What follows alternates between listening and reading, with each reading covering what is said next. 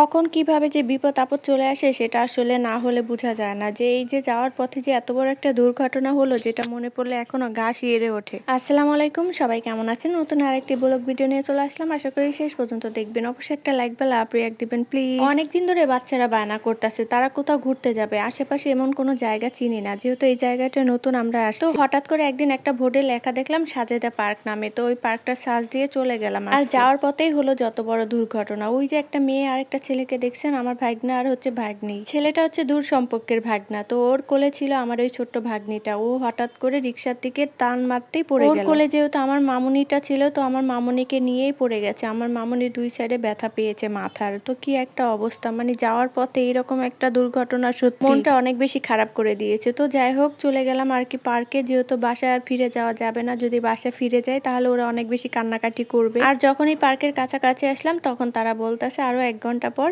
ভেতরে ঢুকাবে, কেননা ভিতরে গেস্ট আছে, ওরা বের হলে তারপর আমাদের ঢুকাবে। মানে কি একটা অবস্থা। তো যাই হোক, আধা ঘন্টা পরেই আমাদের ঢুকতে দিয়েছিল। আর আমার বাচ্চা কাচ্চারা ঢুকে তো পুরাই মোটামুটি ভালোই আয়তন নিয়ে পার্কটা করা হয়েছে। আর সবকিছু বাচ্চাদের জন্য ফ্রি, কোনো রকম টাকা চার্জ নেওয়া হয় না। এই পার্কে ঢুকতে হলে 50 টাকা ফি দিতে হবে, টিকিট কাটতে হবে। আর বাচ্চাদের জন্য 3 বছরের উপরে যাদের বয়স তাদেরকে লাগবে, তাছাড়া আর কারো লাগবে না। আমরা যেহেতু 4 জন ছিলাম, আমার ভাগ্নি আর আমার মেয়ে টিকিট কাটেনি, তবে আমাদের 4 জনের টিকিট কেটেছে। যেহেতু আমার ভাগ্না একটু মাশাআল্লাহ বড় ছিল, 7-8 বছর, তো ওর টিকিটটা কাটা হয়েছে। এত কাছাকাছি এত সুন্দর একটা পার্ক, তা আবার গ্রাম সাইডে, এতটা আয়তন নিয়ে, আর এত সুন্দর খেলাধুলার আয়োজন, যেটা সত্যি আমাদেরকে মুগ্ধ করেছে। আর আমার বাচ্চারা তো অনেক বেশি খুশি, ওদেরকে তো ধরেই রাখা যায় না। মানে আমরা কি ভিডিও করব, ওদের পিছু পিছু ঘুরতে ঘুরতেই আমি অস্থির হয়ে গেছি, এত আয়োজন। আমার মেয়ে যে কোনটা থুয়ে কোনটায় উঠবে সেটা ভেবেই পাচ্ছে না, কখনো এখানে দৌড় মারতেছে কখনো ওইখানে। তবে আমরাও অনেক বেশি এনজয় করেছি, যেহেতু আমাদের বাচ্চারা এনজয় করতেছিল।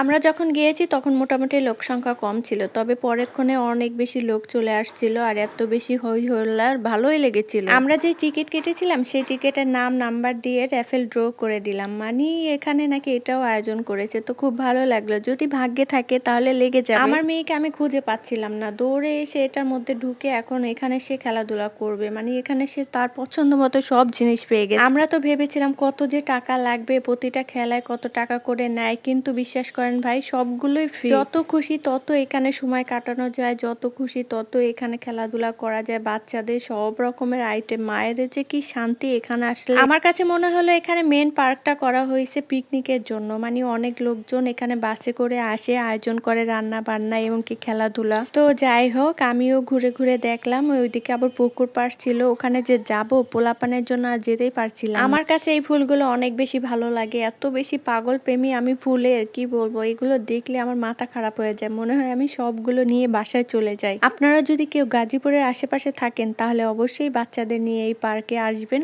অনেক বেশি ভালো লাগবে। যেহেতু সব ধরনের খেলার জিনিস আছে এখানে, বাচ্চা থেকে শুরু করে বড়রাও কিন্তু এখানে এনজয় করতে পারবেন, মজা করতে পারবেন। আমার কাছে বেশ ভালো লেগেছে, কত সুন্দর। তো যাই হোক, আজকে আর বড় করলাম না, নেক্সট পার্ট আরেকদিন দেখাবো। আজকে এই পর্যন্তই, আল্লাহ হাফেজ।